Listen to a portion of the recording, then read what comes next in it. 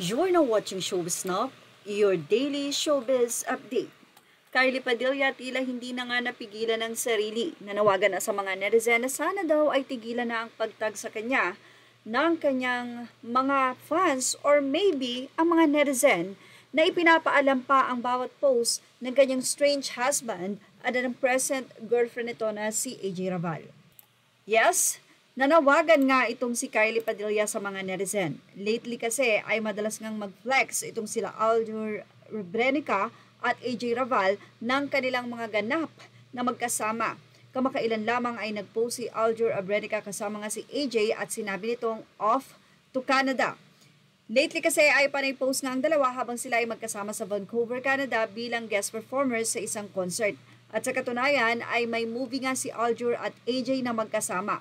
Nagdagdag pa nga rito ang pelikula ng dalawa na may pamagat na sugapa na mapapanood sa Viva Max sa August 25, 2023. Sa kanyang expose nitong August 12 ng gabi, tila narindi na nga at hindi na nakapagpigil si Kylie sa ilang netizen na hanggang ngayon ay tila hindi pa rin nakaka-move on sa nangyari nga sa dalawa. Kaya naman panay ang tag nila kay Kylie. Love you guys. Yan ang naging pahayag ni Kylie Padilla. But please stop tagging me on my ex and his Jeff's post. Honestly, nakakapagod na yung narrative.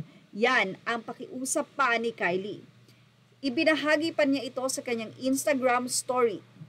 Naging usap-usapan din ang tila cryptic ex-post daw niya na may kinalaman sa pagmamahal.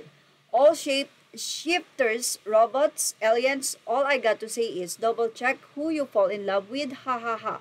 They might not be what you thought, love. So when they gonna confirm the mermaid's existence? Say pa niya sa kanyang naging post noong August 12. Samantala, ibinahagi ni AJ ang lambingan nila ni Aljur habang naka-standby sa backstage para sa kanilang performance sa nabanggit na concert sa Canada.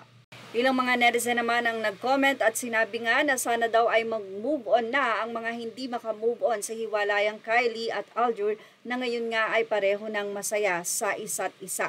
Anyway, si Kylie Padilla ay walang anumang hinanakit na dahil talaga namang sinabi niya na okay sila nila Aljur at nitong si AJ Rabal noon pa man. Well, ano masasabi niyo about dito? Ilagay na ang inyong opinion dito sa ating comment section. Images are all credit to the rightful owners and thank you for watching Showbiz Snap.